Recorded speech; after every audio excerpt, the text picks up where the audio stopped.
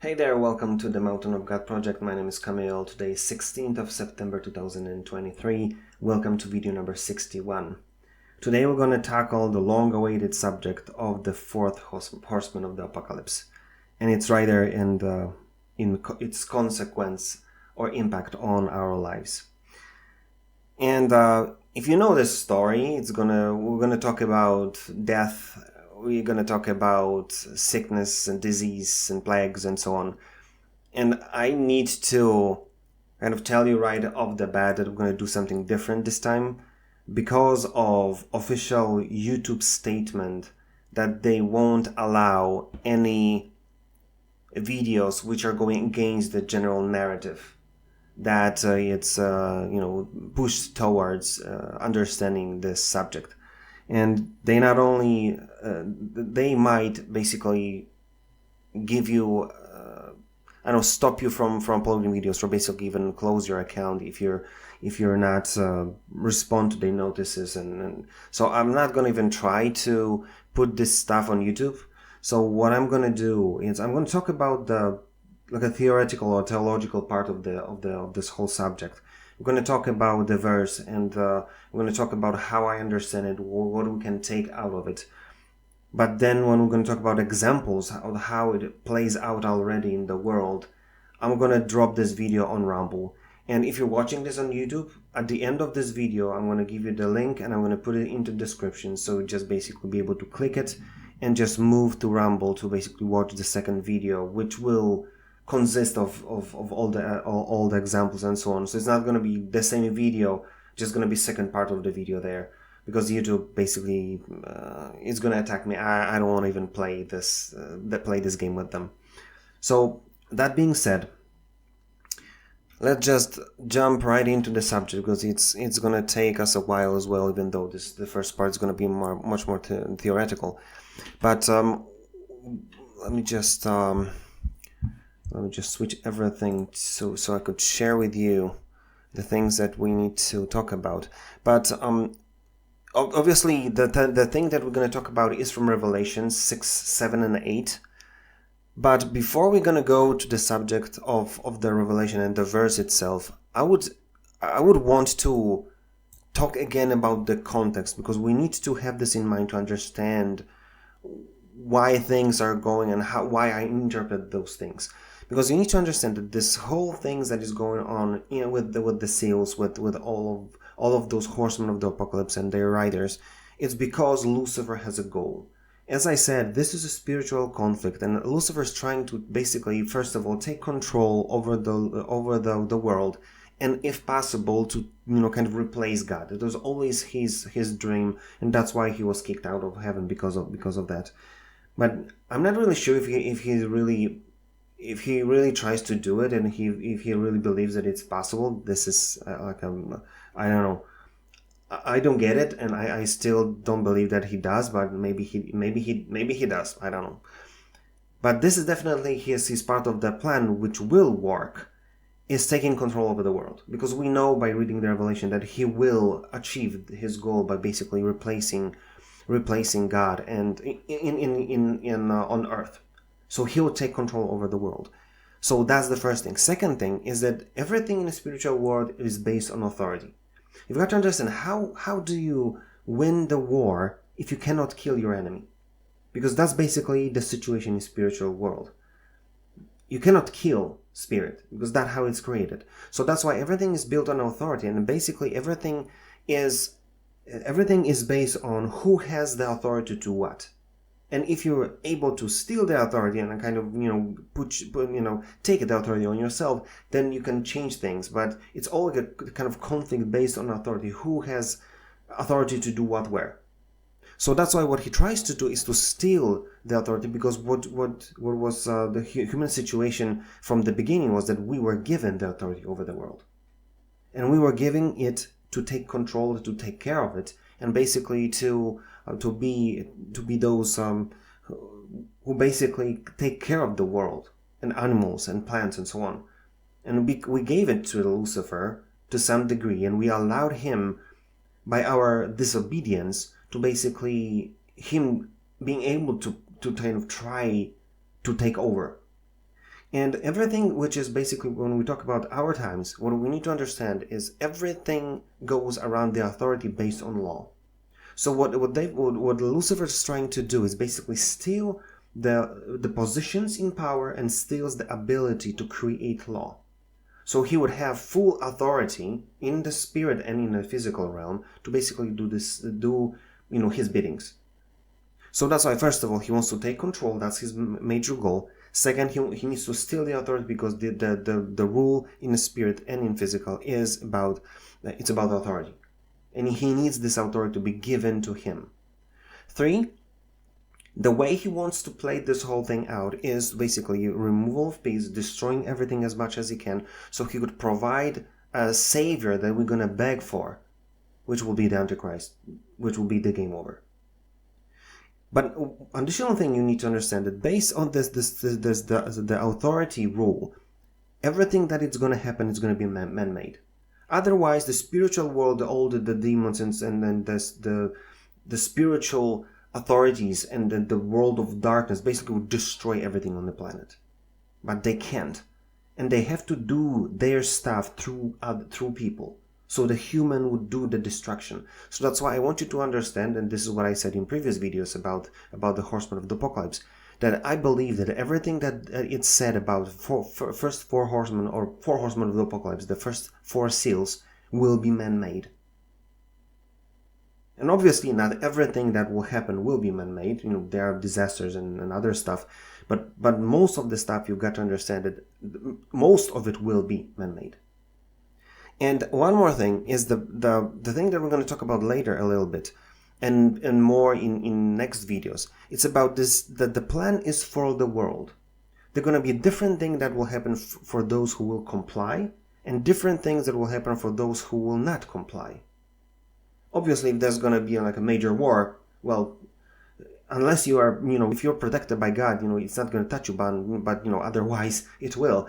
But in general, there's going to be a different story, as we said in the video about, parallel of the Revelation 2, Israelis leaving Egypt. There'll be a different story, but I'm not going to go into that because the church itself is the story of its own, and I'm going to record the video especially for that, so we'd understand how we as the church supposed to see ourselves and act in all of this. So he wants to take control. He needs to steal the authority because it's all about the authority, and he needs the agreement and allowance from us. He will play it out by removing peace and installing his own savior. But everything that it's going to happen, it's going to happen because it's man-made. It needs man to do this. And the plan is to do that for everyone, and especially those who will comply. So just have it in mind. The second thing that we need to understand as a kind of context is that this is the last horse. There are 3 before it, and we need to understand that this whole thing is like a result, is like an end goal, the kind of the last straw, the last thing that will happen as a pinnacle, all of these 3 things that happened before it. So we had a white horse, which is basically a taking over of political power. Second, it's a red horse, which is basically a war and conflict and taking peace out of the world. 3 is a black horse, basically a destruction of the economy and famine, and basically destroying the human life because of that. And now we're in the 4th horse, which is called the pale horse. And let's look what the Revelation is saying about this. Let me just switch so you would have the verse in front of your face as well. And so this is what is said, and we see that in the Revelation, the 6 verses 7 and 8. And when he had opened the 4th seal, I heard the voice of the 4th beast say, "Come and see." And I looked, and behold, a pale horse, and his name that sat on him was Death, and hell followed with him. And power was given unto them over the 4th part of the earth to kill with sword, and with hunger, and with death, and with the beasts of the earth. So that's the picture. So let's go and kind of talk about, kind of thing after thing that we need to kind of dissect this whole thing to understand what is going to happen. So first of all, what I see is a pale horse. And if you go to and try to understand what is the color, and you in the Greek, what is basically said, the color which is mentioned is chloros, which is basic, like chlorophyll, right? It's green. But also the different definition of it is yellow, yellowish or pale. And all of those three colors, because they can kind of mash with each other, they're going to kind of build the bigger picture with understanding. But we're going to come back to that because it's going to be important later. Second thing that we need to understand about this verse is that the one that was set on this horse was called Death. And interestingly enough, if you look at this, what does it even, what it means, what is this death really means, you will see that it's a personification of death. This is like the Grim Reaper, the skeleton with the black robe with a sickle in his hand. This is like a personification of death, meaning this is death itself riding the horse. And obviously this is some kind of symbolical, though we know that there's a spirit of death, but that's a completely different story. But what we need to understand is that this is death. You just can't go behind that when you look at it from a human perspective. Death is the end. For the most of the people who are taught to be afraid of death, not believing, not understanding that this is not the end, for them, it's game over. So that's why it's going to be very important. And I'm going to talk about death itself and how it connects to the church and how church is supposed to look at it in a different video. But that's a very interesting subject. But for the world, death is death. The next thing, which is very interesting, it says that hell followed with him. And if we want to understand what does it even mean, we've got to look at the verse. What does it even mean? And let me just see if I've got because the word which was used is Hades, and it's where was it?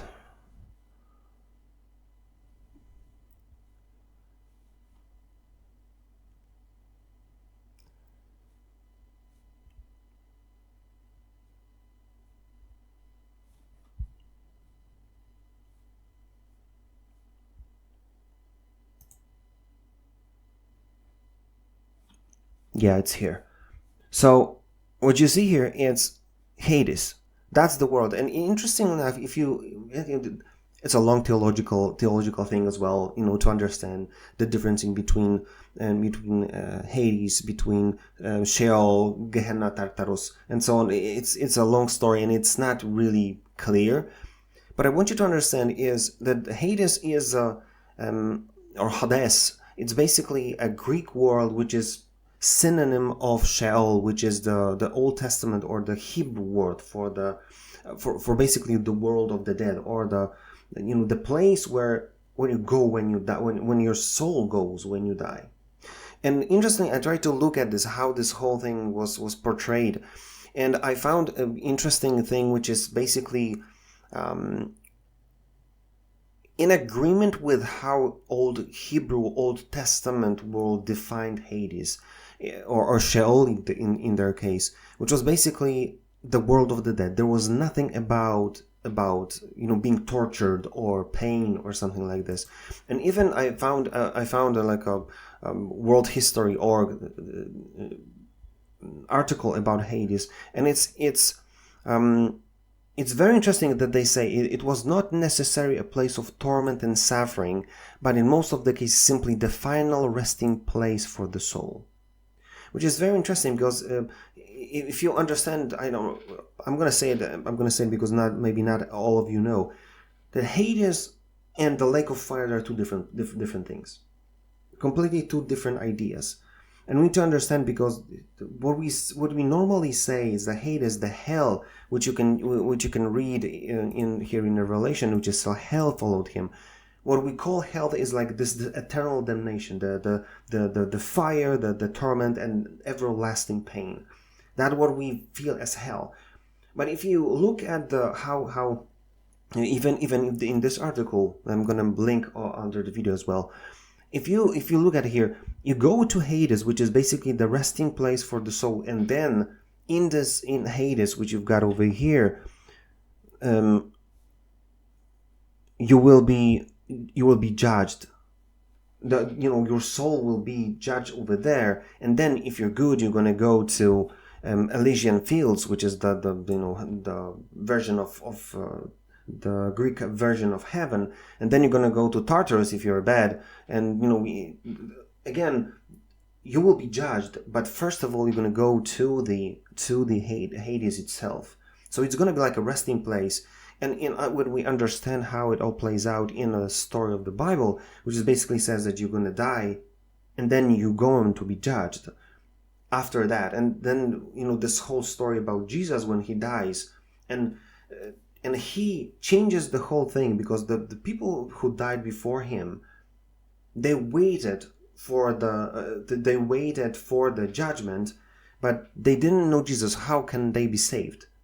So that's why when we read in John 5, I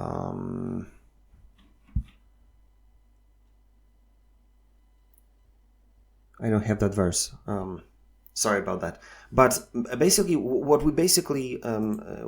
Bible says, that when Jesus died, he descended to the death, to the Sheol, or he descended.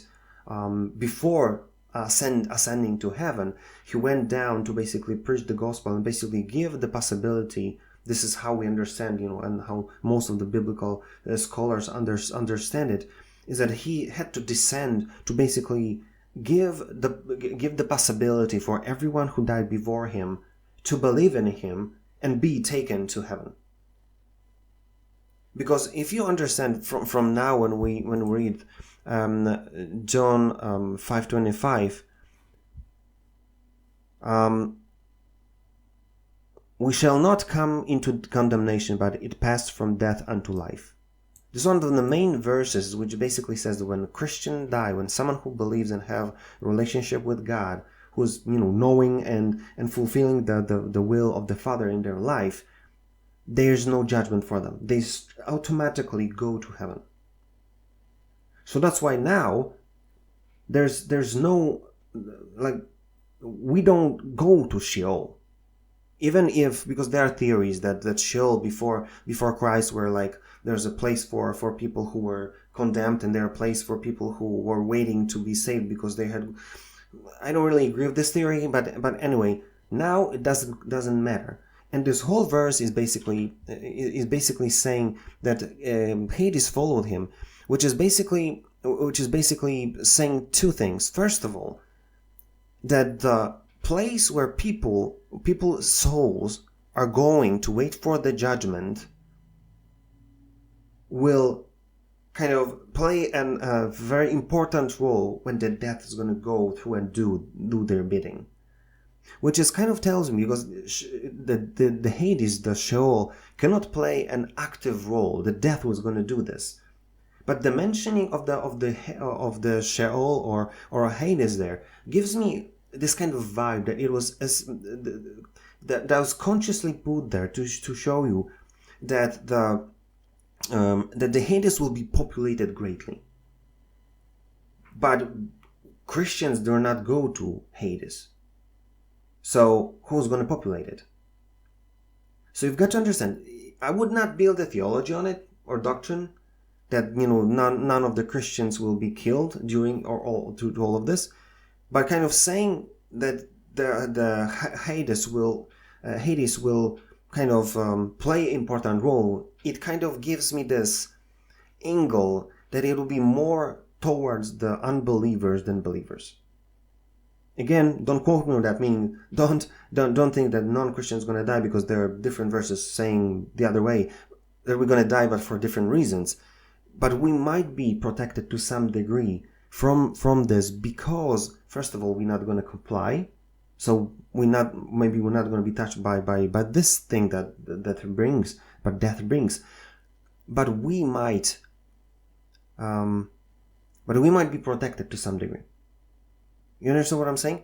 the Hades, mentioning of Hades here, it's important. It was important enough to put in that verse. So I would say that it just tells you that there's more to it, to understand it, that it might be basically touching the unbelievers much more than Christians.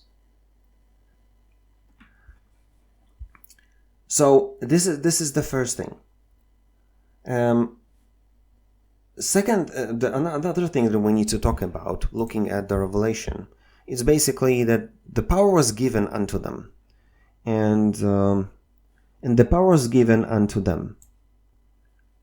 And we're going to talk about separately, because we've got to understand, and it's not just like it might happen, maybe yes, maybe not. No, when the power is given to some, if power over something is given to someone, it means that someone who has the power gives them the authority to do so. And again, going back to the rule of the authority, I would say that it has two meanings. First of all, that they won't have to ask anyone for permission.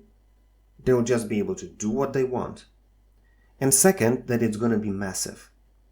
And the next part is talking about even more, because it says over the fourth part of the earth.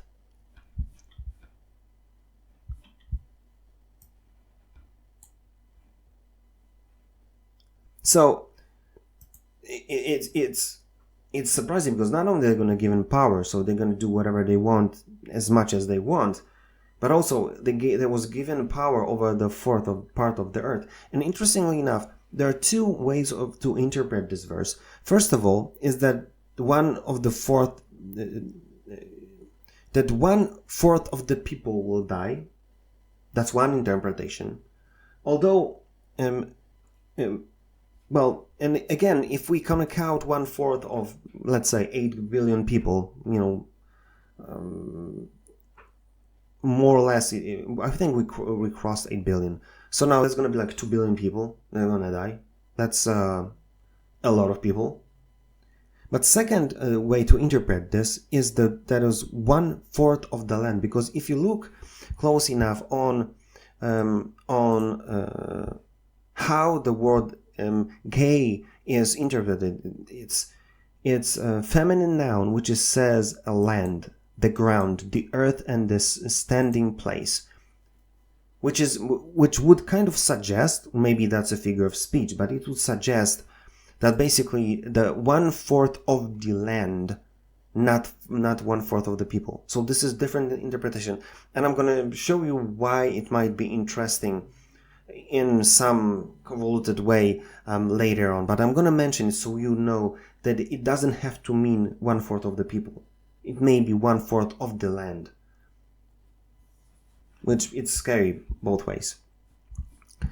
The next thing that we see in the Revelation 6:8 is that they were given power unto them over the fourth part of the earth, and this is very important, to kill.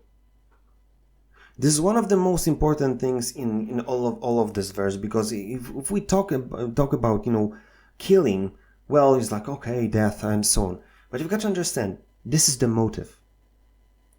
This is why this horse and this rider on it is basically coming. Because if you look, each horse has a different thing. And look, we're gonna see the correlation between previous horses. So first of all, first horse, which is basically Revelation 6:2, it says, and he went forth conquering and to conquer. So that was the motive behind sending this horse, so to be able to conquer. So be able to conquer, to basically conquer. That was the deal. To gain as much political power and influence as possible. That was the goal. Second thing, which we basically talked about, when we talked about the red horse, which is, war and so on. But if you look close enough, it was completely different reason why it was there. And we talked about it a little bit, but I want you to kind of see the comparison. Because the red horse, which is verse number 4, says that the power was given to him that said thereon to take peace from the earth, and that they should kill one another, and there was given unto them a great sword. So the goal for the red horse is to take the peace from the earth and to stir people so they could start to kill each other. So basically, it's like comparison in the red horse and the pale horse is that it's gonna use war to kill. Is a difference because the red horse was basically to steer the pond, to teach people to hate each other and to start being violent against each other. The pale horse is to kill. So it's like comparison, taking the peace and importing like a violent mindset versus mass murder. Completely different goal. One is towards thinking and toward action, and second is basically to kill as much people as you can. And again, when we go to black horse, which is basically verses 5 and 6, it says about it was about destroying the economy and famine. But which is fascinating when it says, and we talked about it as well. It beheld a black horse, and that sat on him is a pair of balances in his hand. Balances, the key word over here. And interestingly, this is what I said in my interpretation of it. A measure of wheat for a penny, and 3 measures of barley for a penny, and see thou hurt not the oil and the wine. So the black horse was basically about destroying the economy, but to rebalance this whole thing. So basically, as I said, the rich people who kind of planning and making this whole thing happen, everything is man-made, so they want to get even more rich to kind of rob people who have nearly nothing. So there'll be the distance in between rich people and poor people would greatly increase. And that's what it says about the oil and the wine, right? The high value things don't hurt this. So these people will be fine because they orchestrated it all, so they're gonna get even richer. But when you get to the black horse, it basically says that it's gonna come here to kill. So the goal is not to rebalance things or steal the power. No, it's to kill as much as you can. So it's like comparison, stealing and hurting people in a process for stealing for myself, in comparison to basically genocide. So the same thing happens, but the motive is different. So have that in mind, that the pale horse is pure destruction, pure death, for reason itself, the death being a reason itself. So the next thing that we need to look at is, what is the thing that the pale horse will use to destroy and bring this genocide, basically? And there are 4 things which are told in here, which are mentioned in here. Kill with the sword, with hunger, with death, and with beasts of the earth. And when we look at the using of the sword as a tool to bring death and genocide, you need to understand that sword, we kind of automatically think a sword as a tool of war. But if you understand that you want to bring death, you're going to bring everything which you can use as an offensive means. You're not restricted to using war itself. You can use everything that you have in your reach. So what I see as being a tool that you may use offensively is you can use war like a conventional war. You can use a religious wars. You can use ethnic wars. But also what you can use is technology. You can use every technology that you have, you can use to bring as much death as possible, which might be the things that we talked about already, the weather wars. You can bring hurricanes, floods, fires, or droughts. And all of this, if it brings death, it's playing its purpose, right? It fulfills its purpose. You can bring earthquakes. And we're going to talk about in examples. But also you can use all the technology to bring any kind of plagues or destruction, not only to people. You can bring locust, which will basically bring famine. You can, destroy fish or birds, and you can see the water, people going to the beach, and there's like thousands of fish dead over there. You can use mosquitoes, and we're going to talk about this. How you can use all technology to basically modify genetically every living thing to go against human. And then we've got another thing which was said over here is the hunger, which is interesting. But because last time when we talked about the black horse and we talked about hunger, it was used. Hunger was used basically as using it to rebalance the world. It's kind of the power play. But here, hunger is going to be used to kill. So that's why you need to understand that everything that happened already is basically contamination of the food with chemicals, with all those negative things that we know it's in our food, especially if it's highly processed. Obviously, what happened already is lowering the quality of food. In all that means, the food that we have right now, it's very, very low in nutrition and so on. And then the additional thing that it happened is lies about food and building bad food habits. This whole disinformation campaign, which basically, because my wife is dealing with this, she tells me and shows me how much disinformation and how much wrong information is pushed, even in this vegetarian or vegan movement. It's almost it's good direction. But many times when you don't understand how it all works, you don't really do your diligence. Basically, you can end up being not healthy, but even worse, destroying yourself. You need to be smart. You need to understand what's going on, not just become vegan and then being surprised that you might have some deficiency if you don't understand what you're doing. So hunger. About lies and disinformation campaigns. The economical destruction of the black horse will destroy the value of money. What will be the impact of it when we talk about accessibility to food? And interesting enough, I will show you the article which basically says that I think that was WHO. Or basically, someone's writing that it looks like we won't have issues with accessibility to food, but the price of it.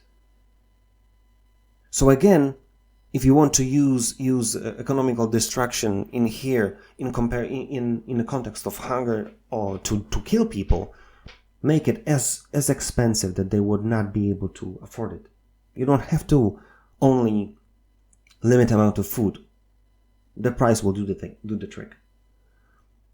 And then you can use all the technology wars, indirect. Basically, you can make flood and basically destroy the crops, or you can basically do the direct attack using technology, like destruction of supply chain. There'll be no food because there's no one to bring it to you. And American politics, and many economists talk about it. That it's already here. It started in 2019. Surprise, surprise. And then death, which is very interesting because we have to talk about it, because if we see that death is riding the horse and using death to bring death, it makes no sense. So that's why many people are trying to go towards the pale horse, using the colors, and we're going to talk about it as well. But you've got to understand that first of all, the first thing that we need to understand, what Bible already said, will kind of give you the glimpse what are we talking about. And I found very interesting text in Ezekiel 14:21. Look what it says. So we've got basically the same thing that we see here, right? So we've got a sword, which is basically the sword. We've got hunger, which is famine. we've got death, which in Ezekiel says is pestilence. And if you look at the word which is used there, it's deber. It says pestilence, plague, murrain, cattle disease, cattle plague. And now, look at how it mentions, I send my 4 sore judgments upon Jerusalem. It's like God has these 4 things that he allows to happen to bring judgment. And we've got sword, we've got famine, which is hunger, we've got beasts, and we've got pestilence. So that's why it's obvious that we're supposed to kind of correlate this to, and that's why, at least for me, Bible confirms itself that the death over here is basically pestilence, because this is one of the 4 judgments that God uses. So that will mean that the pale horse will mean about dying and sick people, so diseases, plagues, and one of the things that if we understand that it's going to be man-made, it's going to be biological warfare. In every sense of this meaning of this word. So, and we're going to talk about, I'm not going to even, you know what, I'm going to go with this, so I'm just going to stop here. But one more thing that I kind of thought about it based on the color, which basically is this greenish, yellowish, pale. I started thinking about the colors and said, why it would be yellow, greenish, pale. Look, this is a toxic vapor of sulfur. Can you see the yellow, greenish color? And I thought to myself, why would that mean only biological, if now we understand that we can use chemical warfare? What if this yellow pale not also talks about the plagues or illness or disease itself, but what if it's talking about the chemical warfare as well? I'm going to show you a few videos so you can understand why I'm even thinking that it's possible. But if you look what's going on in US, you probably understand where I'm going to go with this. And then last thing is beasts. And again, when we look at Ezekiel, it says that, you know, this noisome beasts, they're one of the judgments of God. But when you look at the original, it says the animal, the wild beast and beast, which is fascinating because it says it's not going to be your cat, your homegrown, you know, your animal that you have in your house that's going to attack you. But you might be afraid to go to the forest, because for some reason wild beasts will start to attack people. This is fascinating. But one more thing that's going to be like a conspiracy theory in a end time video. Look what it says over here: brutal, bestial, savage, ferocious men.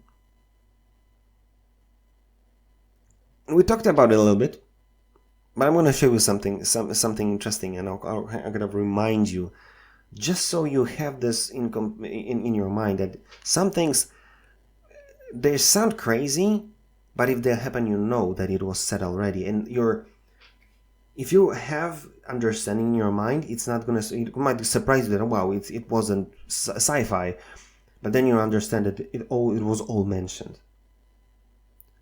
So let's summarize the thing. When you look at the verse itself, it basically says that, having in mind that it's man-made, that there will be a death which will be followed by Hades, which basically means that the Hades, or meaning the non-believing people, will make Hades, will populate Hades very, very much during that time. That's all I'm going to say. Second, that the motive is to kill. Massive genocide. That's the goal on its own. There's no different agenda. Killing as much people as it can, it's the goal. And it's going to be given power over 1/4 of the earth, or 1/4 of the population of earth. Again, we talked about it, that it's not clear. And then it's going to be using 4 things, which are, as we see in Ezekiel, 4 judgments of God. The war and every offensive tool that you can use to kill. Second, the hunger or the famine. 3, the plagues or biological and chemical warfare. And 4, the beasts, the wild beasts or the wild animals. And in, with the question mark, bestial or ferocious or brutal men. So this is kind of the horizon of what the fourth horseman of the apocalypse means, bringing death as much as it can. This is gonna be the pinnacle. This is gonna be like the cherry on the top after the first 3 horses of the apocalypse and what they bring, taking over the power, taking the peace and kind of steering people against each other, kind of enraging them against each other, and using, and teaching them to use violence. Then we've got the black horse, destruction of the economy, and basically to rebalance, steal as much as you can, and impoverish the part of the world which is not prepared. But then at the end, what it brings death to 1/4 of the earth, however you want to read it. So you've got to understand that that's the plan. Death itself. And it shows you what is the motive of the Lucifer. That he wants to take control, obviously. But one of the things that he will do, and you'll see that with some people who are insiders in the system will tell you, and I think Jesse mentioned that before, that what he basically wants to do is to kill everyone. First, he's going to lie to them, then they're going to give him power, he's going to take control and basically steal their salvation by basically, taking them on their side, and then he's going to kill as much people as he can. That's the black horse. That's the rider, death. And that's the Hades, which will be populated as much as they can for all of those who are comply. They're doomed. And this, I want you to kind of understand it, because when we're going to talk about the church and its role again and again, when things start to happen again, because the last 2 years were just a test, you will understand that's why we're here. To save people from death. As I said, if you want to go and see the video, second part of the video, just click on the link which is under, and I'm going to show you some examples. So you could see why in most of the cases we already hear. See you on the other side.